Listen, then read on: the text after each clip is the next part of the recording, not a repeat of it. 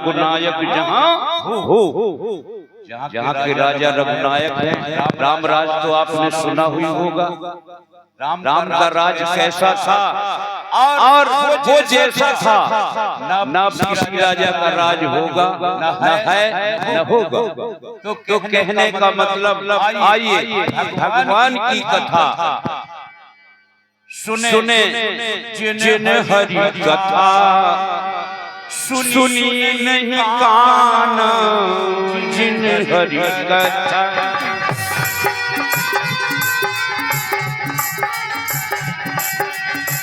श्रवण रंग है भवन समान जिन हरि कथा।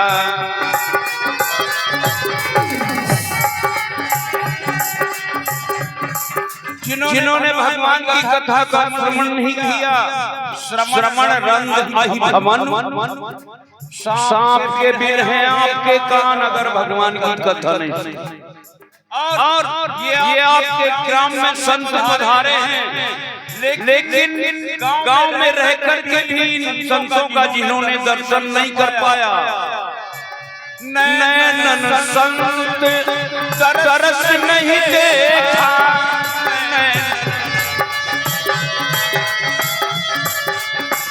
लोचन मोर पंख समलेखा, लोचन मोर पंख समलेखा।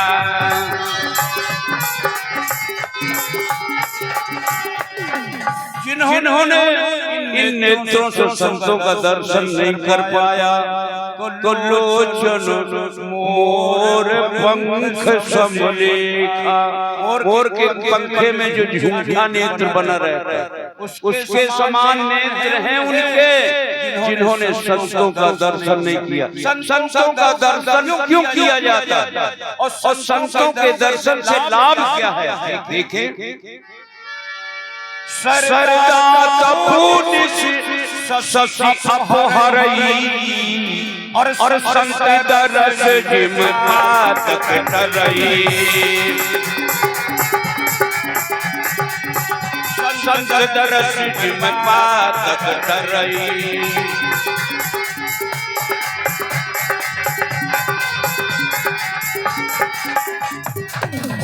लेकिन संतों में क्षमता कितनी होती है?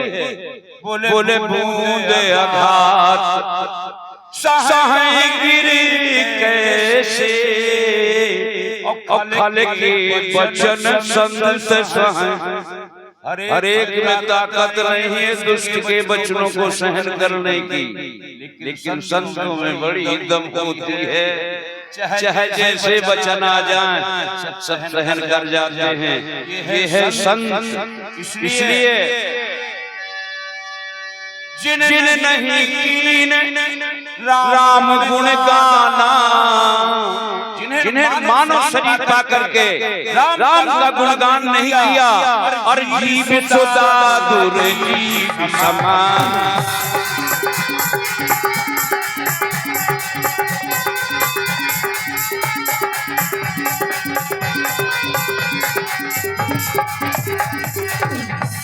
जिन्होंने मानव जीवन पा करके इस जीव से राम का गुणानुवाद कभी नहीं किया, तुम मेढक की जीव है।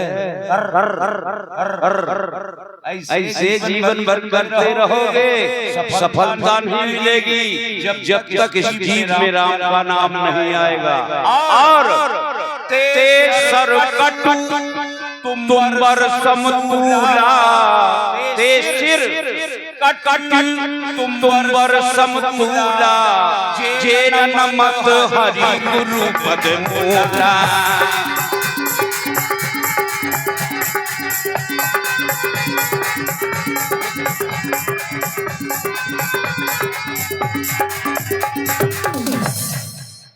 उन लोगों के ये सिर करुई लौकी के समान है। पानी भर दो तो कड़ुआ हो जाए, सब्जी बना दो तो खाते न बने। उनके सिर करुई लौकी के समान है, जेन नमक हरी गुरु पद्मूला। भगवान के और गुरुओं के संतों के आगे जिनका सर झुकता नहीं है, करुई लौकी है, किसी काम की नहीं। इसलिए 2 मिनट रह गए हैं, आज कोई प्रसंग ही नहीं कह पाए। चलो अरे तुम बना लो बना लो बना लो बना लो अपनी मुक्ति का साधन बना लो। तुम बना लो बना लो बना लो बना लो अपनी मुक्ति का साधन बना लो। तुम बना लो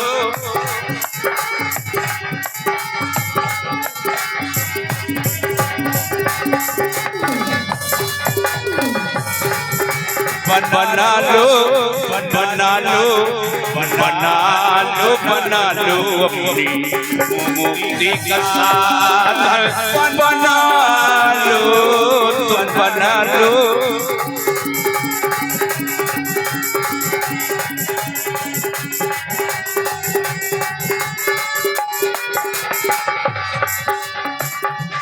बड़े भाग्य से ये तन पाया, बहुत बड़े भाग्य से पाकर विषयों में भरमाया।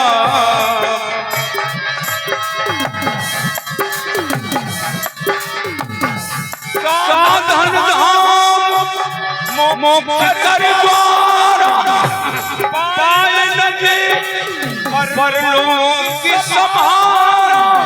प्रेम करो हर तन मन से, बना लो बना लो बना लो बना लो अपनी मुक्ति का साधन बना लो बना लो।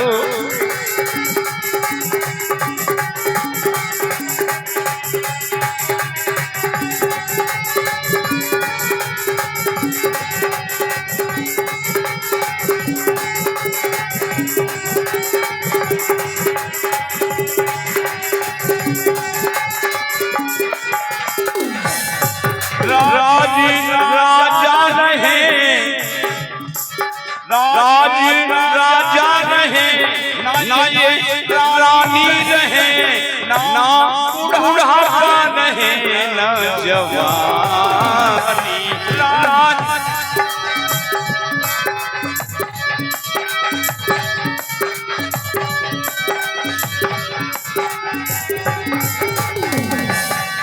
जब परमारथ नहीं कोई साथी नहीं, बात मरने की रहती है कहानी।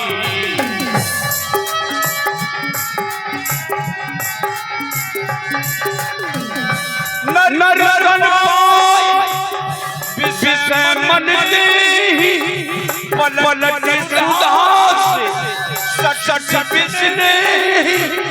प्रेम करो हरि तन मन से, तुम बना लो बना लो बना लो बना लो अपनी मुक्ति का साधन बना लो।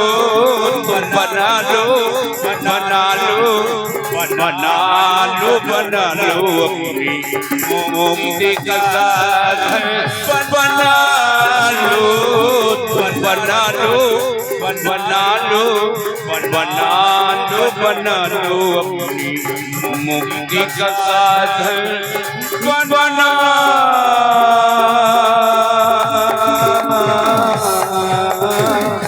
सियावर रामचंद्र की, वीर बजरंग बली की, बोलो सद्गुरुदेव भगवान की,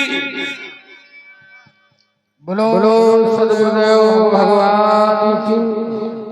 बहुत सुंदर अभी परम पूज्य विशेषानंद जी महाराज जी के द्वारा आप सभी लोगों को आनंद आया कि नहीं आया? तालियां बजाओ जी, आनंद आया। बहुत बहुत ही सुंदर भजन उन्होंने बड़ा ही अच्छा निरूपण किया। जिसको नहीं है बोध गुरु ज्ञान किया, जब बोध ही ना हो तो खूब कथाएं होती रहे, चर्चाएं होती रहे, सत्संग होता रहे, बैठे रहो। घट घट घट में ब्रह्म ज्योति का प्रकाश हो रहा है। ऐसा कोई हृदय नहीं जिसमें भगवान ना बैठा हो। तुम मिटाना द्वैत भाव तो फिर ध्यान क्या करे या पुराण क्या करे। बड़ी अच्छी बात उन्होंने बताई। बहुत बहुत साधुवाद। बड़ी अच्छी बातें हैं जीवन में। आया यहाँ से सैर करने मुसाफिर क्यों यहाँ था सैर करके लौट जाना युक्ति तुझको है यहाँ। तू सैर करना भूल कर घर बना के टिक गया और कर याद अपने देश की परदेश में क्यों रुक गया। ये वास्तव में देह हमारा नहीं है, ना हम देह के हैं। ऐसे हमारा तदात्म संबंध हो गया और हम अपनी आत्मा को भूल गए। और याद रखो जीवन में भी उसका याद है तुम्हें स्मरण है, याद है तो आवाज है, और भूल गए तो बर्बाद ही है। और कहा है ना, तो आइए भूलना नहीं है, याद रखना है उसको सदैव। इसको याद रखना है जो हमारा है, जिसके हम हैं उसे हम सदैव याद रखें। आइए हमारे परम पूज्य परम आदरणीय महोबा धाम से पधारे श्री संजनानंद जी महाराज के पावन चरणों में प्रणाम करते हुए और अपने आशीर्वचन आज समापन दिवस की सभा है और समय है 20 मिनट। हरिओम।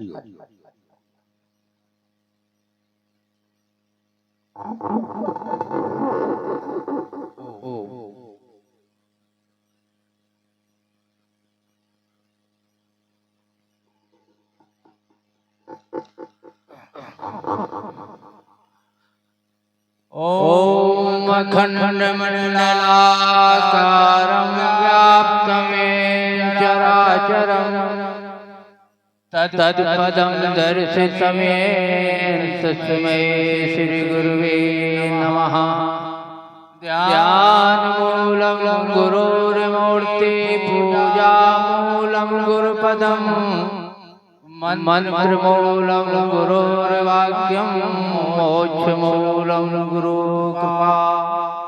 या देवी सर्वभूतेषु शक्तिरूपेण संस्थिता नमस्तस्यै नमस्तस्यै नमस्तस्यै नमो नमः। सर्वे भवन्तु सुखिनः सर्वे सन्तु निरामया सर्वे भद्राणि पश्यन्तु मा कश्चित् दुःखभाग् भवेत्। बोलो श्री सद्गुरुदेव भगवान की जय। एक बार कुछ कहने से पहले एक बार सभी लोग मिल करके भगवान का हरि कीर्तन करें, क्योंकि जब किसी का दरवाजा खटखटाओगे तो जरूर वहाँ पर रहने वाला वो व्यक्ति जरूर तुमसे मिलने के लिए आएगा। और तालियों का स्वागत करते हुए हाथ उठाओ। इस तरह अभी न बजाओ, जब मैं गाऊं तब बजाना। लो सच्चिदानंद भगवान की जय। एक तरफ से मैं, एक तरफ से आप सभी लोग लो सच्चिदानंद भगवान की, हनुमान जी महाराज की। ओम नमः पार्वती पते हर हर महादेव। भज राम नाम दीवाना जीवन का कौन ठिकाना। बोलो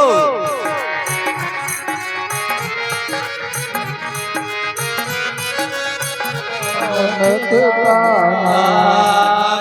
राम नाम दीवाना जीवन का कौन ठिकाना।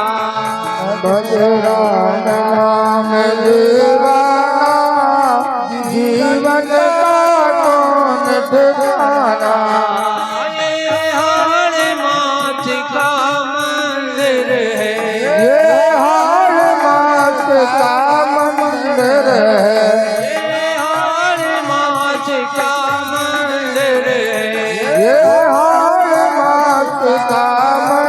जीव रहता इसके अंदर जीव रहता इसके अंदर अरे सभी को यहाँ से जाना जीवन का कौन ठिकाना सभी को यहाँ से जाना जीवन का कौन ठिकाना भज राम नाम दीवाना जीवन का कौन ठिकाना भज राम नाम दीवाना जीवन का कौन ठिकाना लो सच्चिदानंद भगवान के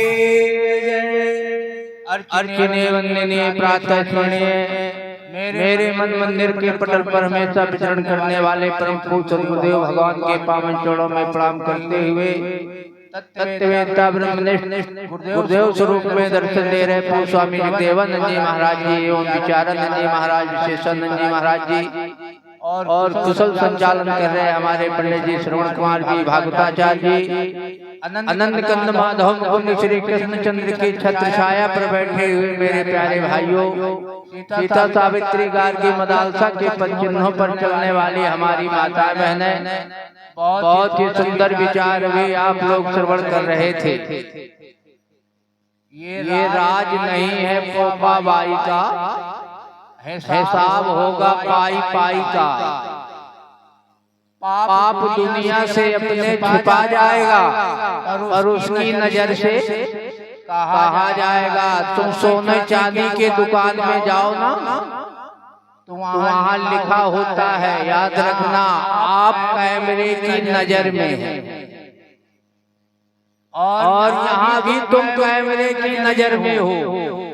वो कैमरा गड़बड़ हो सकता है लेकिन मेरे प्रिय बंधु यहाँ कैमरे की नजर में हो, यहाँ से गड़बड़ी होने वाली नहीं है। तुमने सोचा कि वहाँ देख लिया गया, तुमने किया कि वहाँ लिख गया,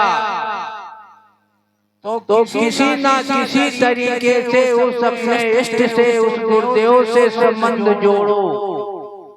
अगर संबंध नहीं जोड़े तो फिर ढूंढते रहो, भटकते रहो, कुछ मिलने वाला नहीं। कहते दो आदमी थे, बड़े भूखे थे वो, तो बोले चलो करही में बड़ा अच्छा सम्मेलन हो रहा है, वहाँ खाने पीने की भी व्यवस्था है और सत्संग भी मिलेगा। वो आदमी भूखे थे तो बेचारे किसी शहर में पहुँच गए।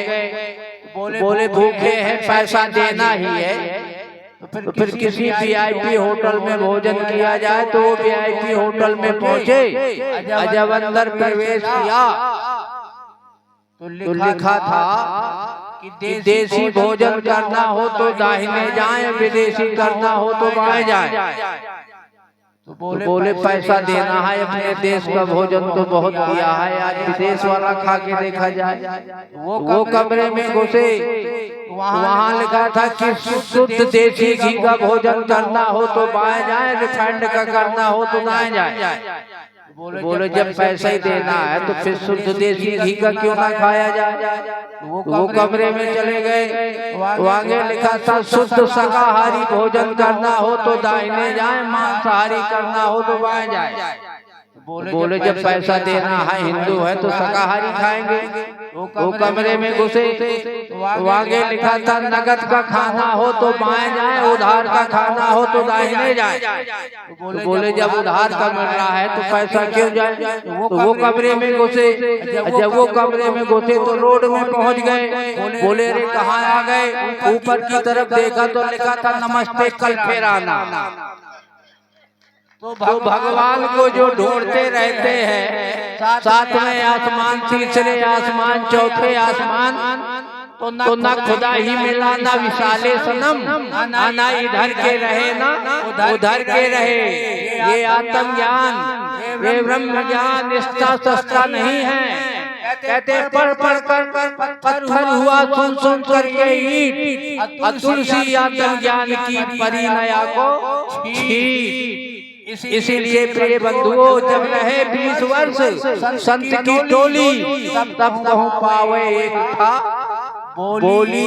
इतना सरल नहीं है ये रास्ता, दस्तूर मोहब्बत बसे यही हस्ती को मिटाना पड़ता है। जिस दुख को फरिश्ते सह न सके वो दुख को उठाना पड़ता है। जरा गफलत हुई या नजर चुकी, चोरों ने सभी दौलत लूटी। गुरु ज्ञान का दीपक हृदय में दिन रात जगाना पड़ता है। जब वो कहीं ज्योति, वो प्रकाश, वो परम सत्य, वो आत्मबोध की प्राप्ति हो पाती है। इतना सरल नहीं, इसलिए किसी न किसी तरीके से अपने इष्ट से, अपने गुरुदेव से संबंध जोड़े। हम आपसे कहें, तुमने सबसे संबंध जोड़े और कैसा जोड़ा? मैं आपसे पूछे, ये तुम्हारे कौन? तुम कहोगे हमारे पिताजी लगते, ये माताजी लगते, ये जीजा लगते, ये साली लगती, ये हमारे मामा लगते, ये फूफा लगते। और तुमसे पूछो भगवान तुम्हारे क्या लगते, तुम कहोगे उनको पता नहीं है क्या लगते। अरे दुश्मन ही लग जाए। हिरणा कच्छप रावण वगैरह ने दुश्मनों का नाता जोड़ लिया, तो किसी न किसी तरीके से संबंध जोड़ लो तो काम बन जाएगा। आग को कैसे छू लिया जाएगी जलाते? नाराज होके या प्रेम से या गुस्सा से या आग बंद करके या धोखे से? अरे तुमने आग को छुआ कि जले। इसी तरीके से अपने स्वरूप पर तुम स्थित हुए कि तरह। किसी को तारने की जरूरत नहीं, किसी सहायक की जरूरत नहीं, किसी अवलंब की जरूरत नहीं। जब तक हम भटकते रहेंगे दर बदर, तो कुछ मिलने वाला नहीं। और जहाँ भी मिलेगा वो इसी दर से मिलेगा। ये वही दर है कि जहाँ सर झुकाए जाते हैं। ये वही दर है कि जहाँ सर झुकाए जाते हैं, खुदी को मिटा करके खुदा से मिलाए जाते हैं। खुला है द्वार फकीरों का मुरीदों के लिए। ये कफन को फाड़ कर मुर्दे जिलाए जाते हैं। जो तुम मुर्दा बने हो कि मैं दे हूँ, मैं दे हूँ। और जिस दिन ये समाप्त होगा फिर क्या होगे? मैं ब्रह्म हूँ, मैं ब्रह्म हूँ। और वो ब्रह्म व्यापक सर्वत्र सब जगह है। तो किसी न किसी तरीके से संबंध जोड़ ले। तुलसी अपने राम को रीझ भजो चाखीज, खेत परो तो जामे है उल्टा सीधा बीज। खेत अगर बना है बीज पड़ा तो उगेगा। ऐसा नहीं कि ब्रह्म ज्ञान आज हो और मुक्त हो गए चौथे दिन। ऐसा नहीं, तलवार लगी की कटा, बोध की प्राप्ति हुई की तरह। आत्मबोध की प्राप्ति के लिए हमें गुरुदेव की शरण पहुंचना पड़ेगा। क्योंकि ताली बिन ताला ना खुले, गुरु बिन हो न ज्ञान, अज्ञान बिना नहीं मुक्ति है ये सर्वत्र प्रमाण। बिना गुरुदेव की शरण में जाए काम बनने वाला नहीं। वो व्यापक ब्रह्म, वो परमात्मा सर्वत्र है, समान रूप से है, सब जगह है। लेकिन अंधेर ये है कि जब कोई उपाधि से जुड़ जाता है तो लगता है ये अलग है, ये अलग है, ये अलग है। तालाब में भरे घड़ा रखे हैं और तालाब के बाहर भी जल, अगल बगल जल, भीतर जल। लेकिन हर घड़े का जल कहता है मैं छोटा जल हूँ। लेकिन जब गुरुदेव की कृपा होती है, वो आवरण छोड़ता है, तो घड़े के भीतर वाले जल को बाहर वाले जल को मिलने में कितनी सेकंड लगती, कितनी देर लगती है। घर के भीतर का आकाश, ये बाहर का आकाश। तो घर के भीतर वाला आकाश कहता है मैं छोटा हूँ, मैं जी हूँ। ये बाहर जो है ये परमात्मा है। तो भीतर वाला आकाश कहता है ये इतना बड़ा आकाश कैसे हो सकता हूँ। उपाधि की वजह से अपना छोटा समझता है। दीवारें हटाओ तो घर के भीतर वाला आकाश और बाहर वाले आकाश के मिलने में कितनी देर लगेगी। वो एक ही है, ऐसा नहीं है कि कहीं हो कहीं ना हो। इसलिए कबीर ने भी कहा कि कबीरा कुआं एक है, पनिहारी है नेक। ये सब हुआ है रखे हैं पनिहारी, बुद्धि सबकी अलग अलग। कबीरा कुआं एक है, पनिहारी है एक। ये भाड़े सब तो अलग अलग, पर पानी सब में एक, वो कोई दूसरा नहीं है। इसीलिए उस तत्व को, उस ब्रह्म को, उस अविनाशी को जानने के लिए गुरुदेव की शरण पकड़ो, गुरुदेव की शरण में आओ। क्योंकि यहाँ पर जितना जो कुछ भी मिला है ये हमारा नहीं है। बता रहे थे विशेषानंद जी, अरे यहाँ मिल गया है, अपना काम बनाओ, चलते बनो। लेकिन हमने इसको मजबूती से पकड़ रखा है, पत्नी को मजबूती से, पुत्र को मजबूती से, परिवार से को मजबूती से, धन को मजबूती से। अच्छा, जितना मजबूती से पकड़ लो, ये पकड़ में आने वाला नहीं, छूट ही जाएगा।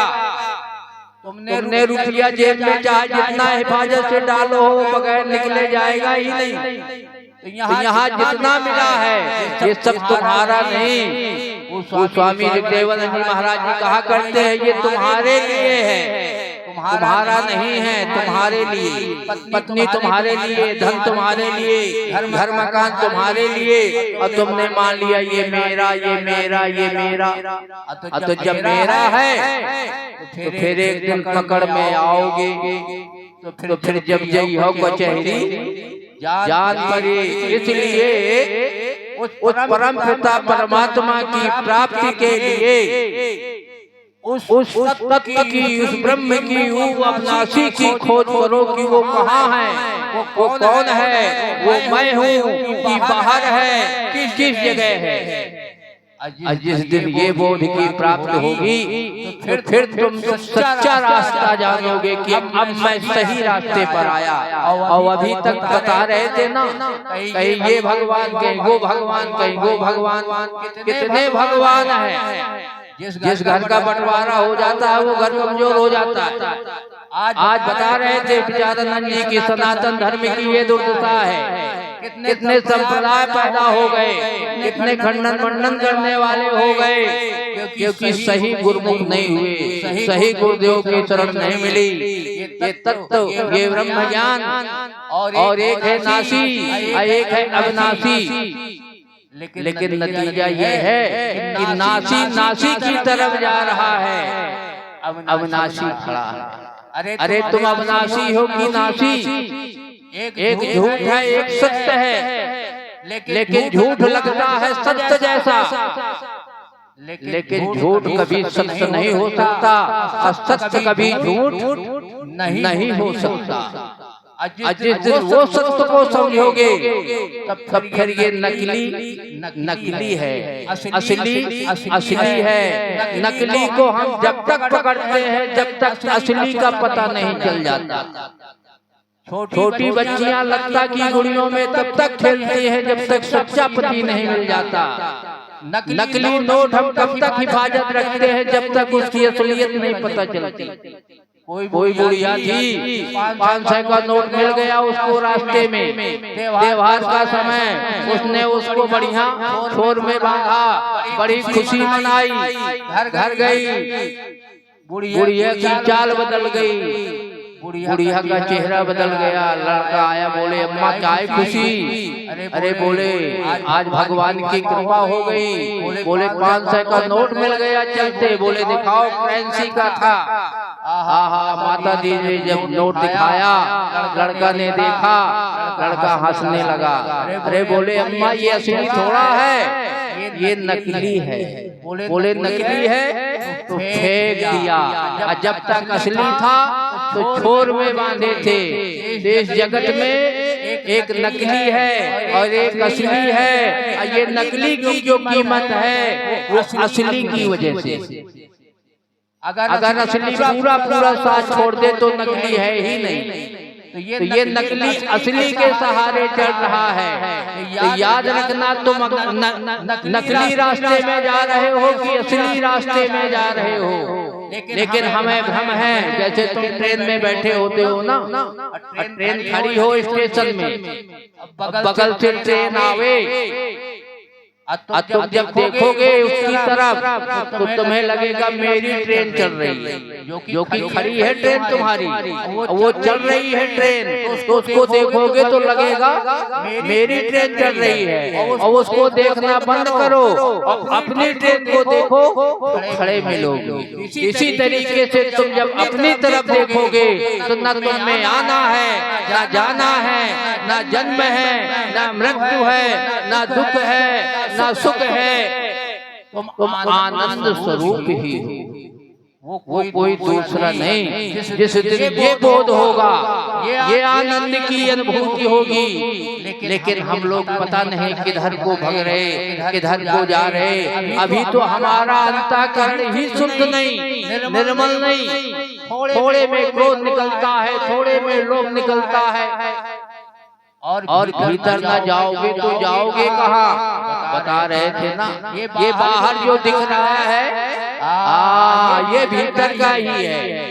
डॉक्टर साहब 9 माह भीतर ही रहे माँ के गर्भ में, इनको बाहर निकलने के लिए शायद डॉक्टर जवाब दे देता तो जो कुछ है लोभ धन में नहीं है, लोभ मन में है। लोभ धन में है कि मन में है? मन में है। अगर मन में लोभ ना हो तो धन बना भी रहे। तो मोह बाहर है कि भीतर है? मोह मन में है। मन में मोह ना हो तो चाहे जो कुछ होता रहे। इसलिए खतरा जो है, जो कुछ है बाहर से नहीं भीतर से ही प्रकट होता है। और अपने स्थिति पर पहुंचो, अपने घर में, तो फिर कोई खतरा नहीं। खतरा जब भी होगा बाहर से ही झंझटें आती है, परेशानियां आती है, और हमारा मन तैयार हो जाता है। लेकिन तुम मन को भी जानने वाले हो, बुद्धि को भी जानने वाले हो, जागृत को भी जानने वाले हो, सुसुप्ति को भी जानने वाले हो। इसी को कहते जान ले जो जानन हारा। उस जानन हारा को जानो तो फिर राम ही केवल प्रेम प्यारा, तुम प्रेम करने के अधिकारी बनोगे। प्रेम तुम्हारे अंदर से प्रकट होने लगेगा। और जाओगे कहाँ? क्योंकि भक्ति से शुरू करोगे तो ज्ञान में पहुँचोगे, ज्ञान से शुरू करोगे तो भक्ति में आओगे। तीसरी जगह ही नहीं। जैसे 100 की गिनती को उल्टा पढ़ोगे, एक में आओगे, और एक से पढ़ोगे तो 100 में जाओगे। अब भले ही ब्रह्म ज्ञान हो या ना हो, व्यवहारिक जगत का ज्ञान हो जाए ठीक से। हमें व्यवहारिक जगत का ज्ञान नहीं। अकड़ है, कहीं धन की अकड़, कहीं जाति की अकड़, कहीं ज्ञान की अकड़। इन आंकड़ों की वजह से नहीं हम कहीं पहुंच पाते। व्यवहारिक जगत ठीक हो जाए, हम तो राम राम करने के लिए भी तैयार नहीं। अरे कुछ ना करो, हटाओ ब्रह्म ज्ञान, सब कुछ राम ही राम करना सीख जाए। और बता दे, एक बार के राम राम करने से 108 माला का जाप हो गया तुम्हारा। 108 मंत्र हो गए राम राम में। राजो होता है कौन से नंबर में है? 27वां नंबर में, और माँ 25वां में। राम और केवल राम राम ना करोगे। जब किसी से करोगे कि राम भर गए तो तुम कहोगे भैया राम राम, 2 बार कहोगे ना, तो 27 दूनी 54, 25 दूनी 50, कितने हो गए? 104। अब बीच में बड़ा का डंडा लगा है, बड़ा है 2 नंबर में, तो 2 2 4, 104 और 4 कितने हो गए? 108। तो अगर एक बार तुमने किसी से राम राम कर लिया तो तुम्हारी 108 की माला पूरी हो गई। और दिन में जितनी बार तुम राम राम करोगे उतनी तुम्हारी माला का जाप होता चला जाएगा। इसीलिए कबीर ने कहा ठाड़े बैठे पड़े उताने, कहाँ कबीर हम वही ठिकाने। तो वो ना हो तो ये सांस जो चलती है यही जाप शुरू हो जाए, उसी में पहुंच जाए। तो इकट्ठे कर जहाँ के जर सभी मुल्कों के मालिक थे। सिकंदर जब चला दुनिया से तो दोनों हाथ खाली थे, कुछ भी लेकर के नहीं गया। अंत में प्रभु बंधुओं तुम्हारा ये भजन ही सार्थक जाएगा और कुछ साथ जाने वाला नहीं है, क्योंकि जीवन में जो भी प्राप्त हुआ है हमें ये भगवान की कृपा है, गुरुदेव की कृपा है। हम तो पैदा हुए थे दुनिया में मरने के लिए, आए थे बागे जहाँ में सैर करने के लिए। तो तीरे तेरी धरी रह जाएगी मगरूर सुन, जब परवाना मिलेगा तुझे कूच करने के लिए। क्योंकि ये समय धीरे धीरे खिसकता चला जा रहा है। कहते प्रथमे नार्जितम विद्या, जिसने पहली उम्र में विद्या अध्ययन नहीं किया। अद्वितीय नार्जितम धनम, जिसने दूसरी उम्र में धन इकट्ठा नहीं किया। तृतीय नार्जितम पुण्यम, जिसने तीसरी उम्र में पुण्य नहीं इकट्ठा किया। तो चतुर्थम किम करिष्यसि, चौथी उम्र में तुम क्या करोगे? न कान में सुनाई दे रहा है, न आँख में दिखाई दे रहा है, न पैरों में समर्थ है, कहना है राम राम, निकल रहा है लाम लाम। बुढ़ापे का जो समय होता है ना, वो पागुन का समय होता है। जैसे जानवर दिन भर चल के आता है ना, बांध दो, तो शाम के क्या करेगा? वही उगाली करेगा जो दिन भर चल के आया। तो जीवन भर जो कुछ भी हमने किया है, अंत में वही उबाली होगी। भजन में मन न लगेगा, कुछ नहीं होगा अंत में। कहते आंख में पड़ेगा जाला, नाक से बहेगा नाला, लाठी से पड़ेगा पाला जरा जिंदगानी में। पड़े पड़े वस्त्रों पर करोगे मलमूत्र त्याग, पड़े पड़े थूकते रहोगी पीकदानी में। भक्ति क्या करोगे जब शक्ति ना रहेगी? विषयों से कर वियोग प्यारे, भजन कर ले तू जवानी में। जो पहले से तैयार नहीं वो पछता पछता कर चले गए। अब जब बरसात शुरू हो गई तब तुम खपरा पारने की माटी डालो, बोला तैयार हो जाएंगे वो। ट्रेन स्टेशन में आ गई और तुम बाजार में घूम रहे। बाजार में घूमने का मतलब जब बुढ़ापा आ गया, जाने की तैयारी, तुम रामायण उल्टा रहे, वो काम बन पाएगा? न बन पाएगा। इसीलिए भागत भागत भागत है, लो लागत लागत लागत है। ये जन्म जन्म का सोया मन हुआ जागत जागत जागत है। गुरुदेव की शरण में जब पहुँचोगे तो आज नहीं कल नहीं, अखाड़ा में उल्टा सीधा गिरते रहोगे ना, तो एक दिन लड़ना सीख जाओगे। तो ये श्रवण महाराज जो है हर साल अखाड़ा लगवा देते हैं और तुम लोगों को लपटंत करवाते हैं। कभी न कभी तो समझ में आ ही जाएगी बात। इसलिए ये अंतिम सभा है और अंत के लिए ही हम सब प्रयास कर रहे हैं। एक किसान होता है, वो पूरे दिन पूरी रात बेचारा खेत में पानी लगाता है, खाद डालता है, रखवाली करता है।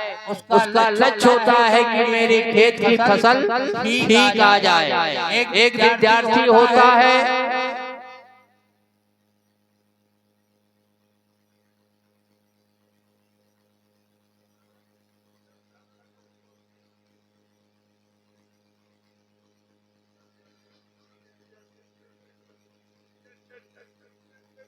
बोलो सच्चिदानंद भगवान के जय। जैसे एक विद्यार्थी होता है, पूरे वर्ष फंक्शन लगाता है, मेहनत से पढ़ता है, उसका लक्ष्य होता है कि अंत में मेरा रिजल्ट ठीक निकले।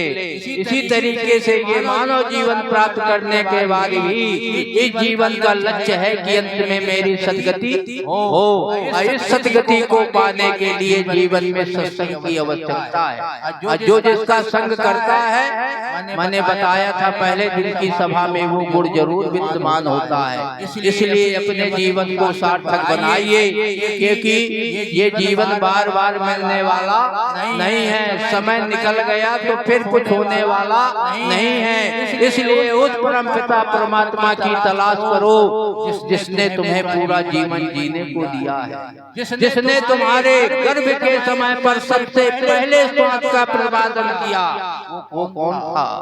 जिसने तुम्हारी आंखों की रोशनी पैदा की वो कौन है? जिसने श्रवण की शक्ति दी वो कौन है? जो तुम्हारे प्राणों को भी स्पंदन कर रहा है वो कौन है? जो तुम्हारी बुद्धि का सहयोग कर रहा है, जो तुम्हारे मन का भी सहयोग कर रहा है, वो कौन है? उसकी तलाश करो। कहते इश्क करना अगर नादा तुझे मंजूर है, इश्क करना अगर नादा तुझे मंजूर है, तो इश्क कर उस नूर से जिस नूर का तू नूर है। उसका वो है, लेकिन जाना है कहीं, अब पहुंचना है कहीं, इसीलिए उस नूर की तलाश करो। और वो नूर सर्वत्र है, सब जगह है। तुम एक पल में भी अपने नूर को देख करके पूजा कर लेते हो, दो लोटा ढाल देते हो। तुमने लगा कि यहाँ है, एक पत्थर की मूर्ति में भी उस नूर का दर्शन कर लेते हो, लगता है कि यहाँ है। यहाँ संतों में कौन दिख रहा है तुम्हें? शैतान। यहाँ नहीं दिख रहा वो नूर, यहाँ नहीं दिख रहा भगवान।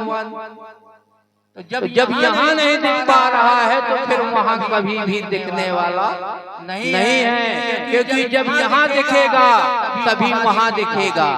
लड्डू में जो प्रकाश दिख रहा है वो शायद तारों में भी होगा। अगर तारों में ना होता तो तुम्हारे लड्डू में कहाँ से होता? तो वो सर्वत्र है, सब जगह है। इसीलिए गोस्वामी जी ने लिखा, हरि व्यापक सर्वत्र समाना, प्रेम से प्रकट हो मैं जाना। ये अंतिम सभा है और रात में रामलीला भी है।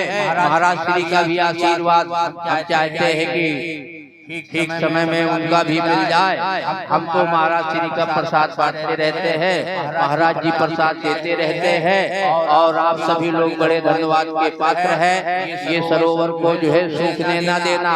झंझटें आया करती है, परेशानी आया करती है, धन हमेशा खर्चा होता रहता है।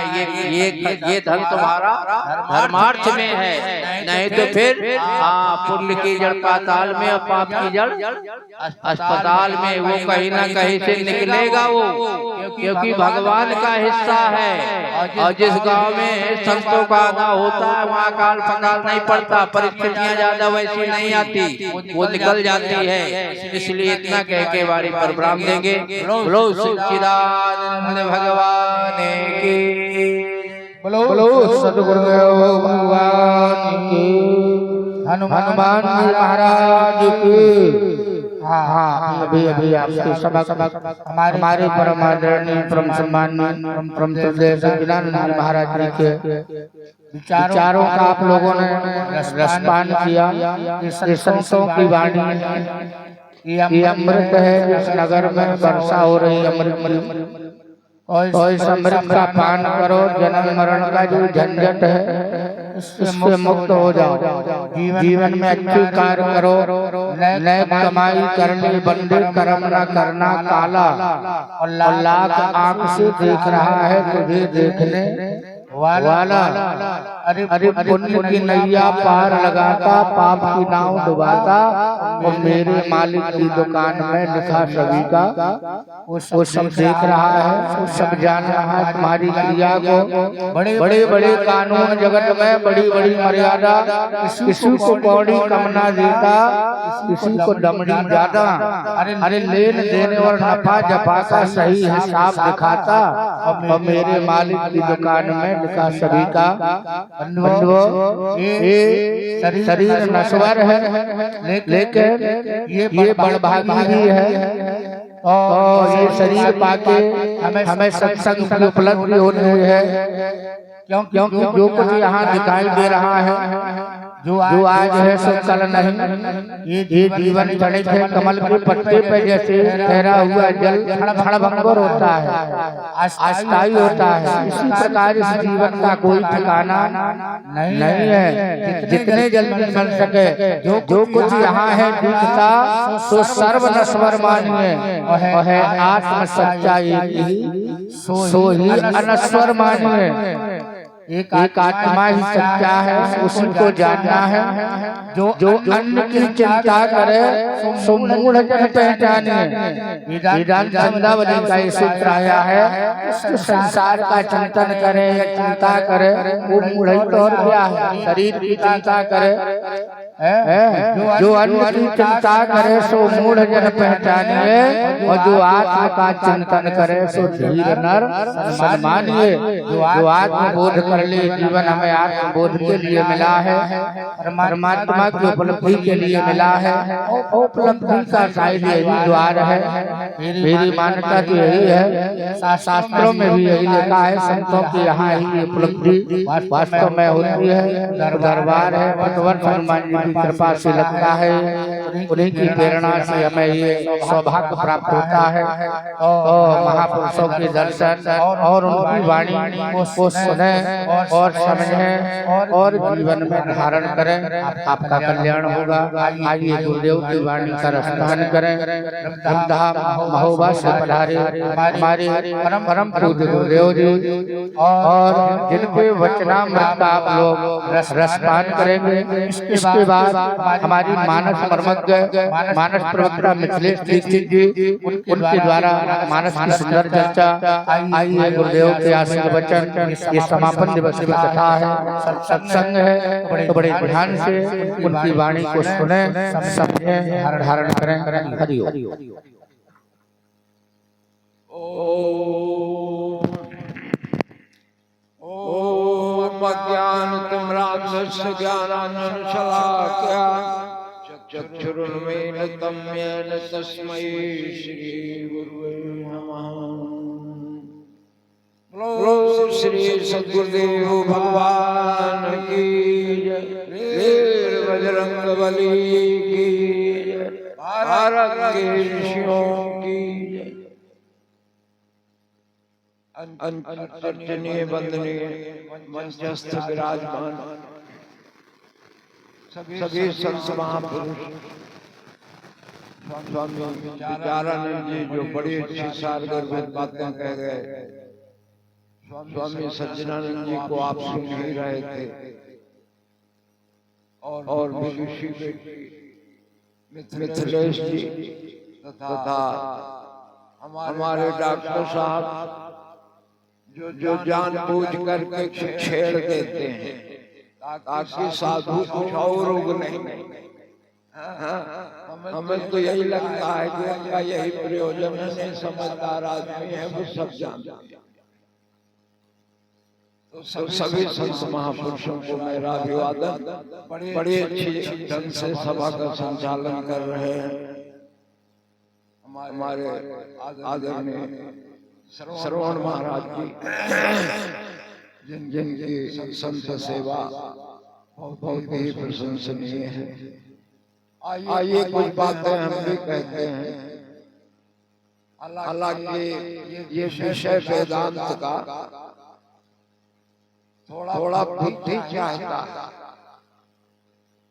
या तो सत्संगी हो पुराना, या तो कुछ पढ़ा हो, या फिर बुद्धि ही कुछ पहनी हो। और अगर इनमें से कुछ नहीं है तो माला लेके राम नाम का जाप, मंदिर में जाके शंकर जी का पूजन करो, वहां से शुरू करो। फिर यहीं आना तो यहीं पड़ेगा जहां बता रहे हैं, रास्ता यहीं से जाता है, शुरू चाहे जहां से करो।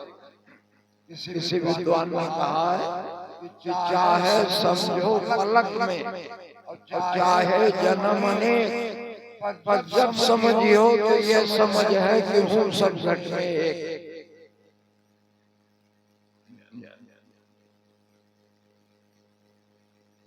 पर मैं देख रहा हूँ कुछ ऐसे चेहरे मुझे दिखाई दे रहे हैं जो पुराने सत्संगी हैं।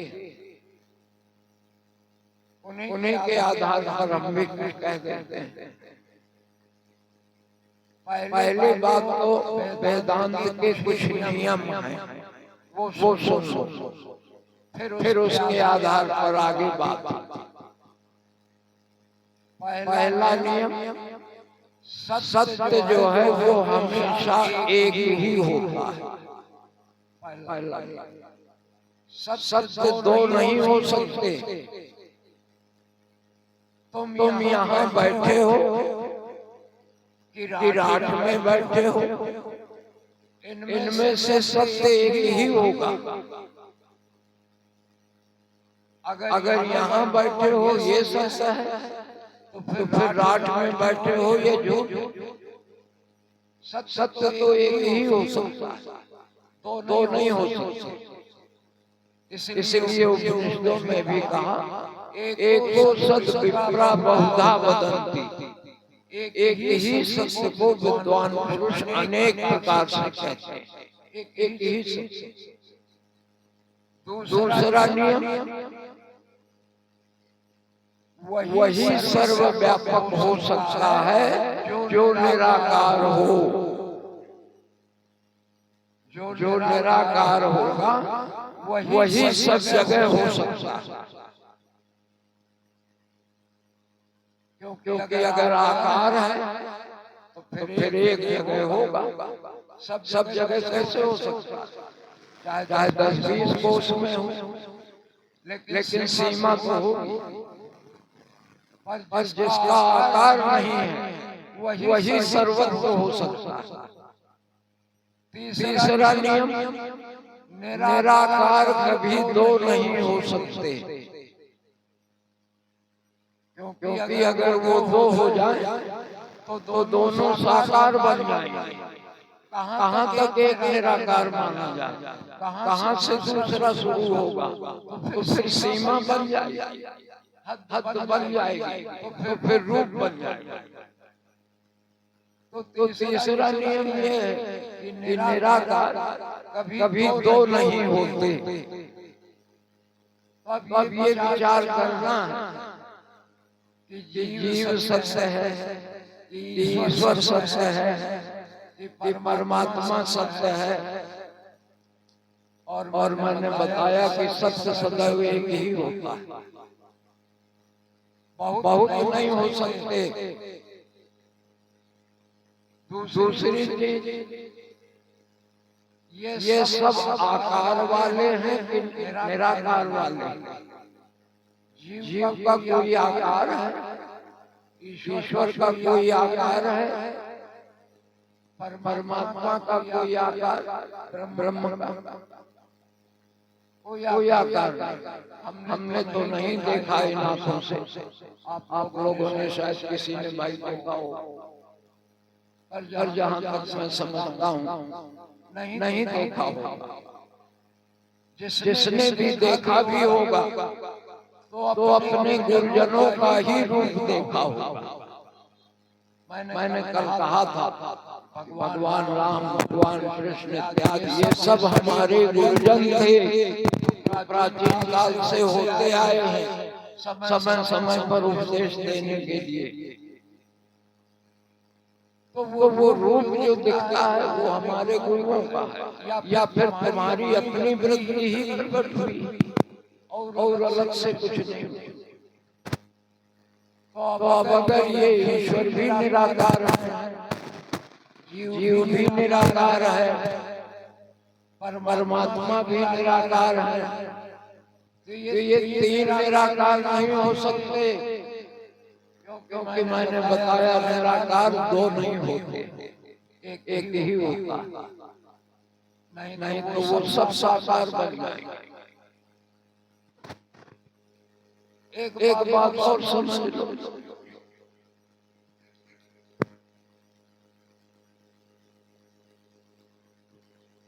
अगर सारी दुनिया से जीव हटा दिए जाए, पूरी पृथ्वी में जीव एक भी ना रहे,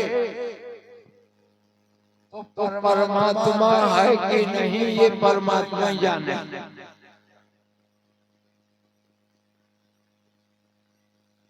इस परमात्मा को कौन सिद्ध कर रहा है?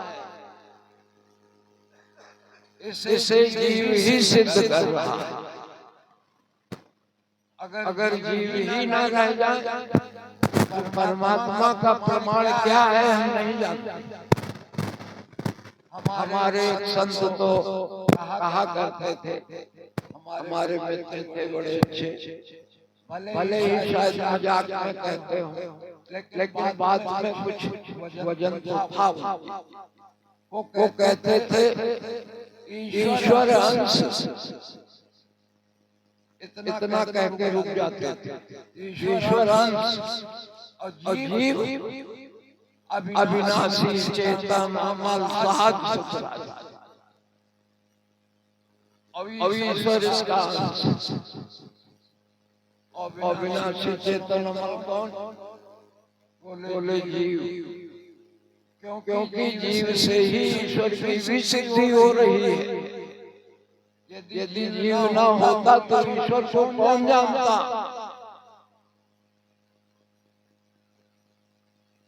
अब ये जीव आत्मा है, जीव है, असल में ये है तो शुद्ध चेतन, लेकिन अविद्या के कारण, देहाभिमान के कारण, अपने को सीमित समझ लेने के कारण इसमें जीव भाव पैदा हुआ। एक मुसलमान को आदमी होने में कितनी देर लगेगी? अरे आदमी तो वो पहले ही से है, ऊपर से कुछ छोड़ रखा है, वो हटा दे तो आदमी होना नहीं है, वो हुआ हुआ आया है पहले से। तो इसी तरह से ये जो सीमाएं हमने बांध रखी, देह की सीमा में, मन की सीमा में, बुद्धि की सीमा, इस आवरण के कारण मैं छोटा महसूस कर रहा हूँ। अब ये ऐसी चीज जैसे कोई कहे नीचे धरती है, ऊपर आकाश है, ऊपर तखत, नीचे धरती है, ऊपर तखत है, फिर ऊपर चांदनी है, फिर ऊपर आकाश है। नीचे धरती, फिर तखत, फिर चांदनी, फिर आकाश।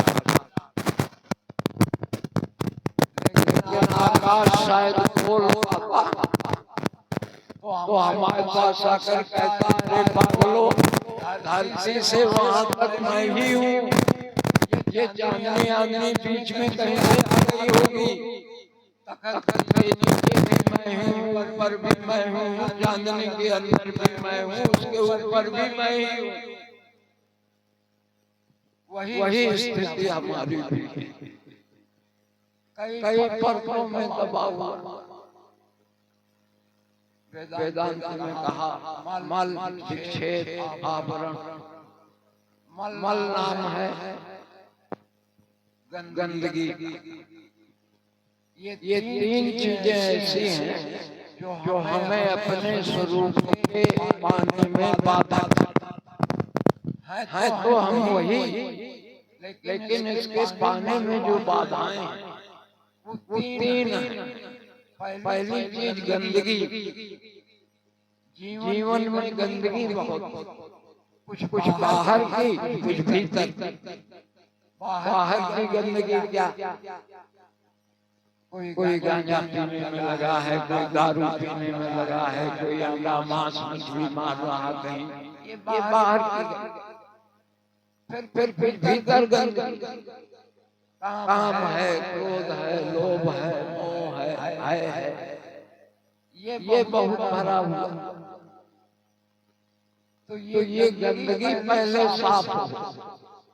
ये कैसे साफ होगी? शुभ कर्म करने से, कुछ अच्छा करो, भला करो। ये नियम बना लो कि रोज किसी एक जीवधारी को तो खुश करूंगा, कोई एक प्राणी को तो मैं जरूर हंसा दूंगा, उसे प्रसन्न कर दूंगा। एक शुभ कार्य कम से कम हो जाए कि किसी की आंखों में खुशी फैला दो। हमें याद है जब हम छोटे थे तो हमारे गांव के कुछ बुजुर्ग थे, वो जेब में भुना हुआ आटा और शक्कर एक डबिया में डाले रहते थे। सवेरे शौच क्रिया के लिए बाहर जाते थे। उन दिनों लैट्रिन नहीं बनती थी। वो डबिया से निकाल के जहाँ चींटियां मिलती थी कहीं उनके बिल मिलते थे, वहाँ थोड़ा सा डाल देते। अब इतनी मधुर चीज पा करके सैकड़ों जीव कितने खुश हुए होंगे। ये अच्छा। बहुत से लोग गर्मी के दिनों में छत पर पानी रख देते थे छाए में, चिड़ियां आएंगी, तालाब सूख गए हैं, प्यासी होंगी, उनको मिल जाएगा।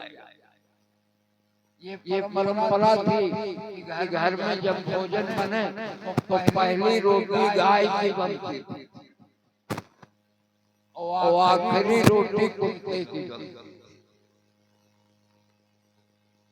तो सवेरे उठ करके गाय के चरणों में आगे जल डालते थे और रोटी खिलाते थे। रोटी खाकर वो खुश होती, थोड़ा सा खुशी तो दी आपने।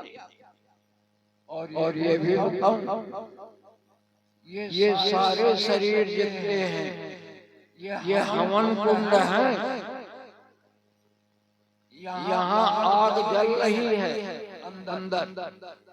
अगर आग ना होती यहाँ तो खाया पिया हजम न होता। उसी को जठराग्नि कहते। तो सबके भीतर आग। तो जब आप भोजन करते हो ना तो हवन करते हो, अंदर आग में डालते हो भीतर।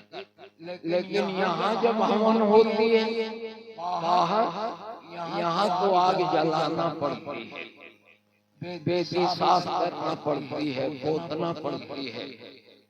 लेकिन ये बेदी ऑटोमेटिक चल रही है।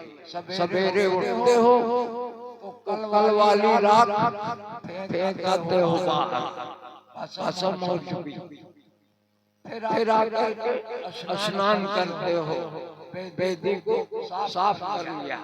जब साफ हो गए तो अग्नि अपने आप जलेगी। तो मैं पता चल जाएगा कि अग्नि तेज हो गई। अब डालने का समय है।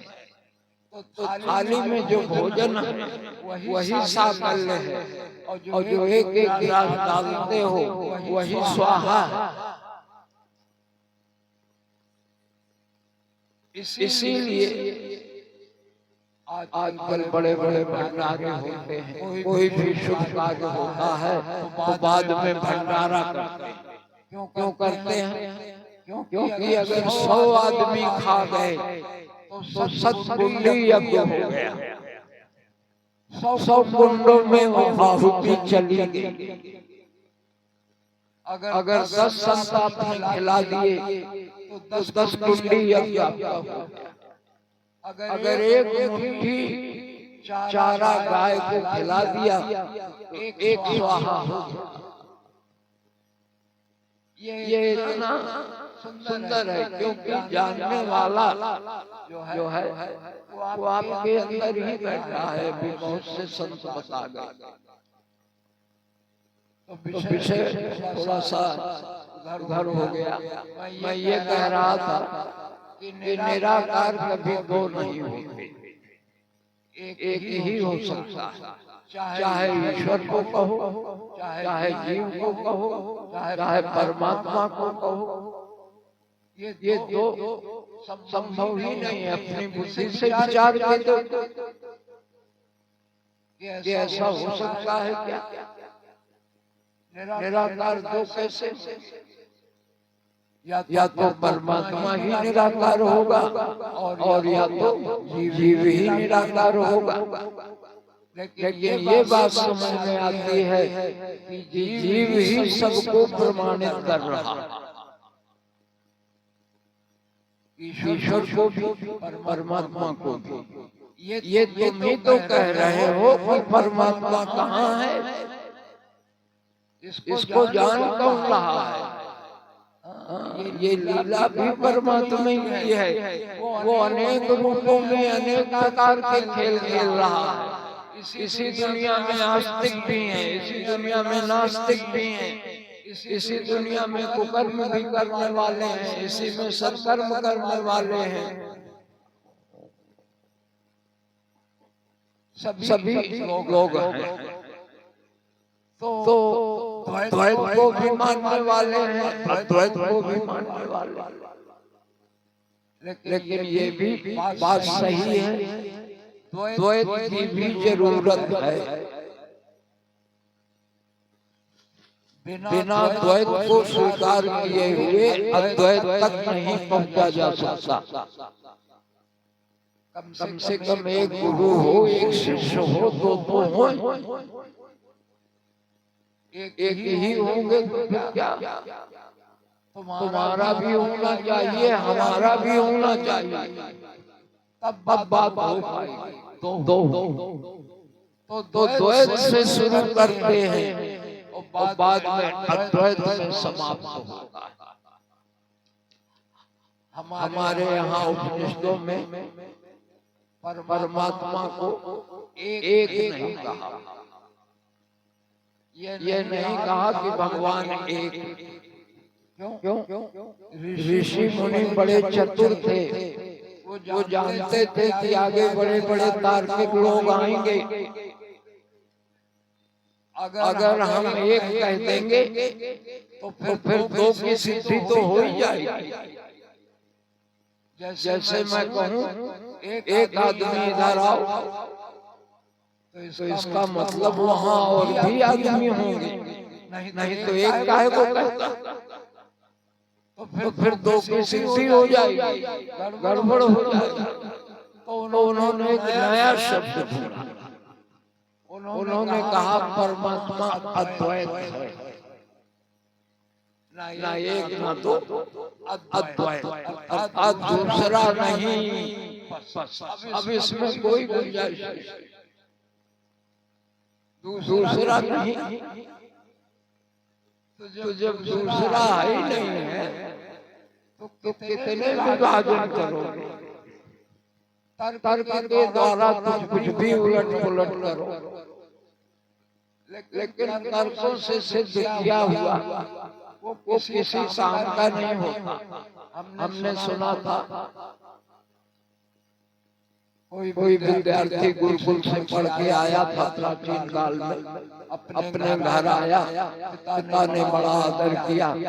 जब भोजन के लिए बैठे तो पिता ने पूछा, बेटे तुमने विद्यालय में क्या पढ़ा? बोले पिताजी मैंने व्याकरण पढ़ी, शास्त्रों का अध्ययन किया, और खास करके मैं तर्क शास्त्र का विद्यार्थी था। बोले बेटा तर्क में क्या पढ़ा तुमने? तो वहाँ 2 अमरूद रखे थे प्लेट में। वो लड़का बोला, पिताजी मैं तर्क से ये सिद्ध कर दूंगा कि अमरूद 2 नहीं है, 3 है। अब अमरूद को 2 ही। पिता ने कहा ठीक है, सिद्ध करो। लड़के ने एक अमरूद उठा के अलग रखा। बोले पिताजी एक अमरूद? बोले हाँ। फिर दूसरा उठाया। बोले पिताजी 2 अमरूद? बोले हाँ। बोले एक अमरूद और 2 अमरूद कितने हुए? बोले हाँ 3 तो हुए। तो पिताजी बोले तो ऐसा कर, एक अमरूद मैं खा लूंगा, एक तेरी माँ खा लेगी, तीसरा तू खा लेना।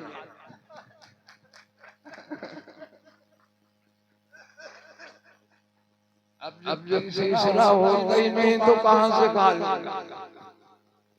इसलिए स्वयं जो अनुभव हो रहा है प्रत्यक्ष है, संसार देखा है, भगवान सुना है, ये दोनों चीजों में संदेह हो सकता है। क्योंकि जो कुछ दिखाई देता है कहो ऐसा ना हो, हमारे एक मित्र थे, हरिद्वार में टहलने जाते थे शाम को, गंगा किनारे घूमते हुए जा रहे थे। दूर से देखा, बोला अरे यार वो संत जी देखो वहाँ बैठे हैं, शायद स्नान कर रहे हैं, मैं अभी उनसे मिल के आता हूँ। हमने कहा ठीक है। वो गया, थोड़ी देर में हंसता हुआ आया। हमने कहा क्या हुआ? अरे बोले यार वो कोई देवी जी है, बाल लाल बोले नहा रही थी वहाँ, कोई स्त्री नहा रही थी लाल साड़ी पहने। तो देखो दिखाई तो कुछ दे रहा था, लेकिन निकला कुछ तो इसे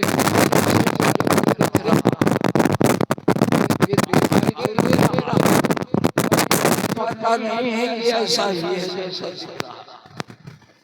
और दूसरा भगवान इसे सुना।